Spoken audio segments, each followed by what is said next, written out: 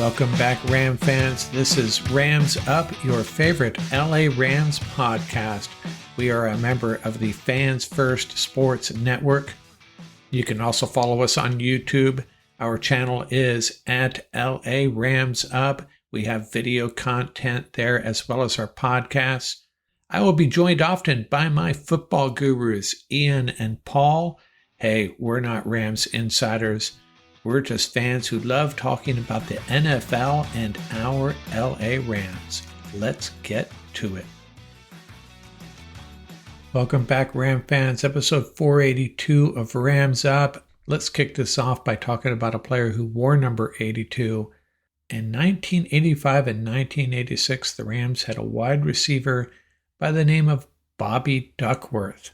6'3", 198 pounds, out of the University of Arkansas, originally drafted by the Chargers in the 6th round, traded to the Rams in 1985. They were trying to bolster the league's worst passing game. Paired him up with Henry Ellard. Dieter Brock was the quarterback.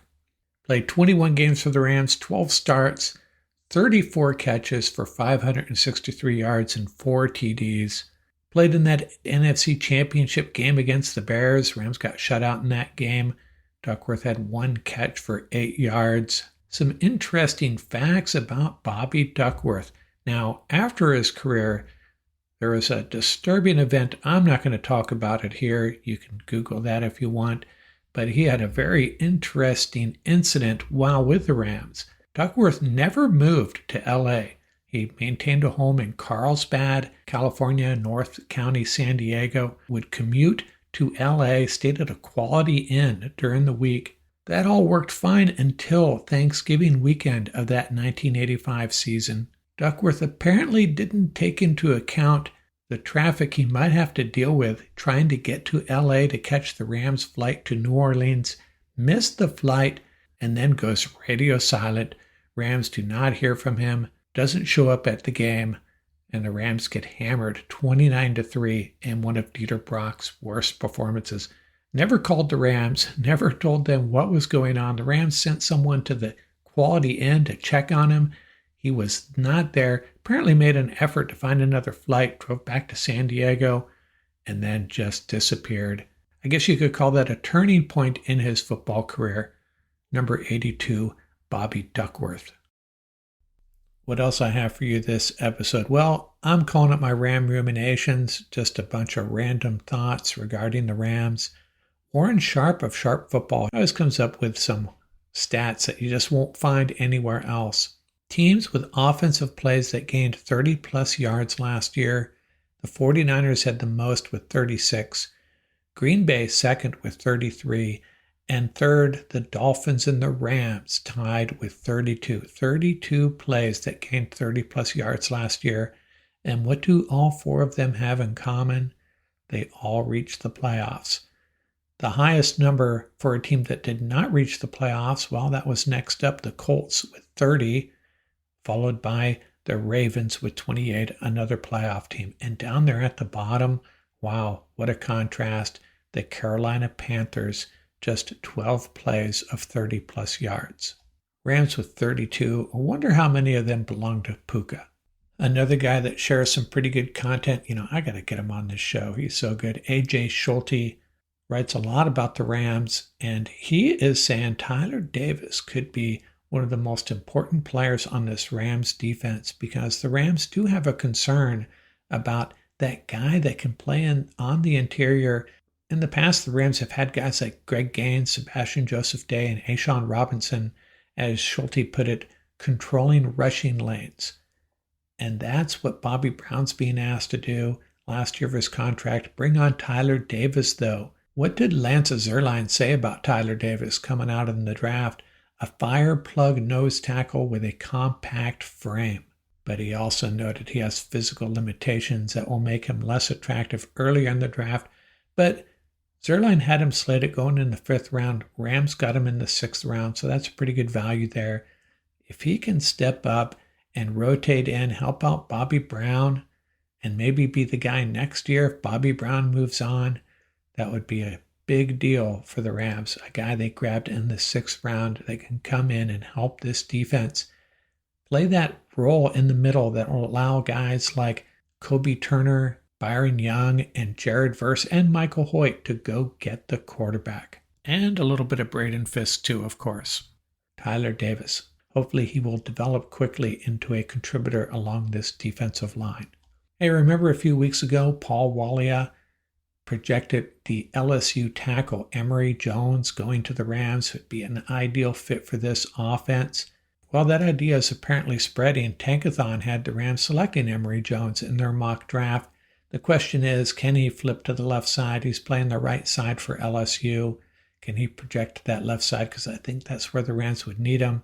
Rob Havenstein appears to have a few years left in the tank. No shade on Alaric Jackson, but Emory Jones would definitely be an improvement.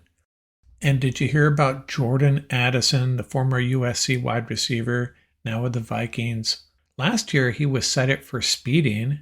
From what I recall, it was an extremely high speed. And then the other day, arrested for DUI in his white Rolls Royce. And this is shortly after a teammate of his was killed in a car accident along with two other men. Jordan Addison needs some help with his decision-making, I think. And then you have Braden Fisk, the Rams rookie, still driving his old Honda Accord. Now, I'm not going to oversimplify this, but I'll take the rookie that's settling for his old Honda Accord over a young player that's opting to drive a white Rolls Royce. And especially a white Rolls Royce DUI shortly after a teammate dies in a car accident at 3 a.m. in the morning. That's all I'm going to say about that. A couple of episodes ago, I talked about Ram roster battles, roster locks and such, and it got me thinking about next year a little bit. What might the Rams roster look like? And we have a bunch of guys on the final year of their contract. Some of these guys only had a one-year contract to begin with. I'm not going to talk about all of them. Some of them have to make this year's roster before we start talking about next year. But I've identified about 15 guys of note that I'll quickly run down here. And what I'm focusing on here is what it's going to take for them to return. What is the likelihood they will be a member of the 2025 Rams? First up, Joseph Noteboom. Hey, let's talk about the first two guys together, Joseph Noteboom and Alaric Jackson. One a left tackle, the other our ex-left tackle, potentially future left tackle. Alaric Jackson has the job for now. Joseph Noteboom is our number 6 offensive lineman, I guess we could say, both on their last year of their contract. If Alaric Jackson struggles this year and Noteboom somehow gets into the lineup and plays well, he would be back and Alaric Jackson wouldn't. And on the flip side, if Jackson plays well, I think the Rams will do everything they can to retain him. I guess what we'd really like, ideally as Ram fans, Alaric Jackson plays well, but maybe not well enough to get a big-time offer elsewhere, because I don't think the Rams are going to invest a ton of money in Alaric Jackson or Joseph Noteboom. I think they'd be more likely to focus on a tackle in the draft. What about Tutu Atwell? I think this is his final year. This offense just isn't suited for him, and the new kickoff rules don't suit him well either. Tutu Atwell, hopefully he can contribute this year like he did against the Lions in the playoffs, but I think this is his last year. Hunter Long, if he somehow gets on the field ahead of Davis Allen or Colby Parkinson, that has to happen first, and then he's got to play well. Otherwise, I think the remnant of our Jalen Ramsey trade will no longer be a Ram. Hey, you know what? He might not make this year's team. I'm pulling for him, though. Ernest Jones, man, he's the one guy I think we need to extend. But I'd understand the Rams not extending him. How much money do they want to pay an inside linebacker? But Ernest Jones, love the guy. Trey White on a one-year contract. It's a prove-it year for Trey White, recovering from that injury. That's the first thing that has to happen. And it's kind of similar to Alaric Jackson. We want him to play well, but not well enough to get a big-time offer. But if he turns out to be a lockdown corner, recovers from that injury completely, 100%, maybe we find a way to pay him and bring him back. Bobby Brown. I think Bobby Brown's future with the Rams, as far as beyond this year into 2025, has a lot to do with how Tyler Davis plays. And if the Rams feel like Bobby Brown's up to it, has to play well, has to play pretty good, as I talked about a few weeks ago. We don't need a Pro Bowl level play from Bobby Brown. We just need him to stuff the run and be consistent, or it will be his last year with the Rams. Demarcus Robinson, well, interesting. If Tutu's moving on and Jordan Whittington gets on the field, or the Rams feel like he can get on the field in 2025 and contribute, maybe it's Robinson's last year, but he is a good fit for this offense, has the right size to play that blocking wide receiver. All these Rams have to block, right? And DeMarcus has proven he can. So I'm thinking he's back next year. A Sean McVay offense cannot afford to go thin at the wide receiver position. And, these guys get beat up, Cooper Kupp and Puka. I think Robinson comes back next year. Jimmy G, well, if he's on the bench all year long, maybe the Rams bring him back again. Why not? I think the Rams learned their lesson. They're going to find a quarterback they can count on to back up Matthew Stafford. Could be Jimmy G. Depends on the price. And, if he gets on the field and proves himself a little bit like Baker Mayfield did, he'll probably move on. Michael Hoyt, I learned my lesson. I'm not counting out Michael Hoyt. He will be back in 2025 one way or another.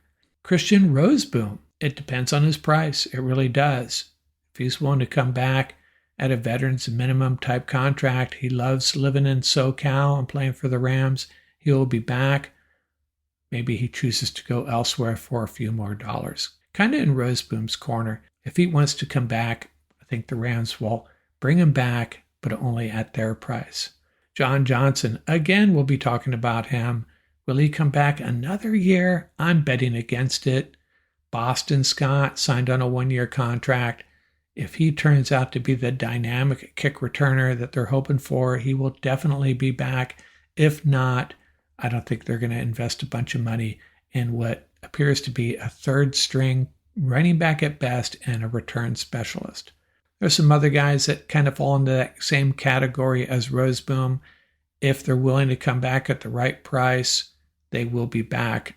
Laurel Murchison, Tyler Johnson, and Ronnie Rivers, to name a few. That's how we project these guys looking ahead to 2025. How many of them will be back? It's early, but I think we can make a pretty accurate assessment of what the future lies for them as far as in a Rams uniform. Been previewing NFL teams over the course of the last several weeks. Now, I'm not going to do a full-blown preview of the Atlanta Falcons, but I did want to talk about them a little bit.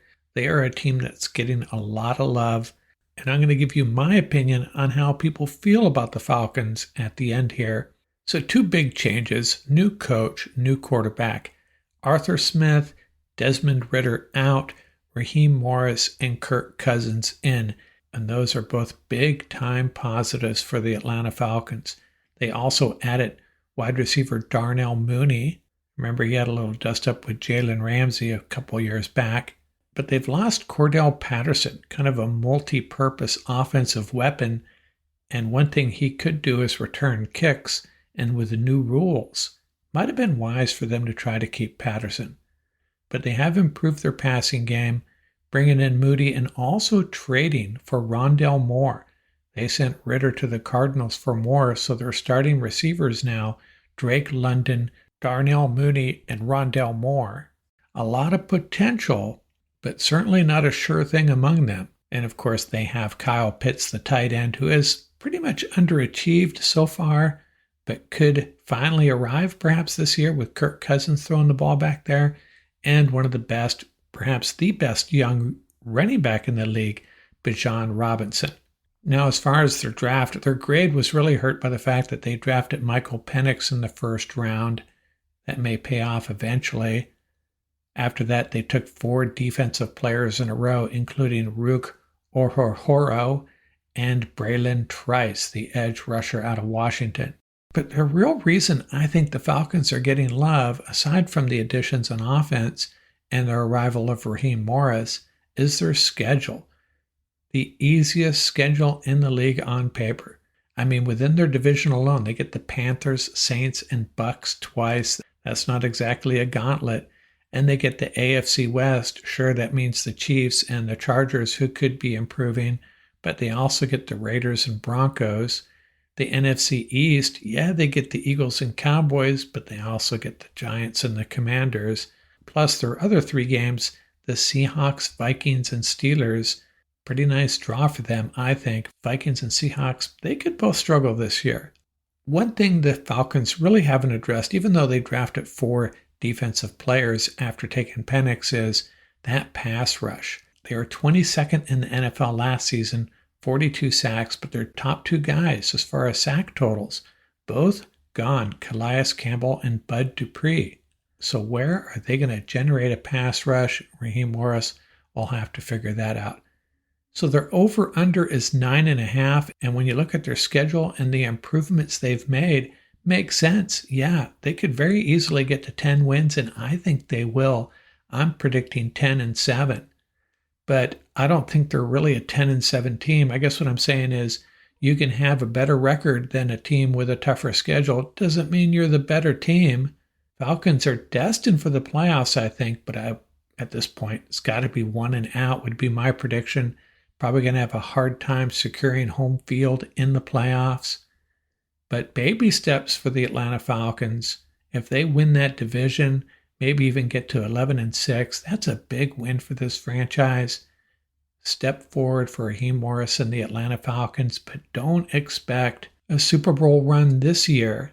And even though they might be 11-6, I still think they'll belong outside the top 12 when you start ranking these teams. There will be teams with worse records that'll be better than the Atlanta Falcons, all due to this easy schedule.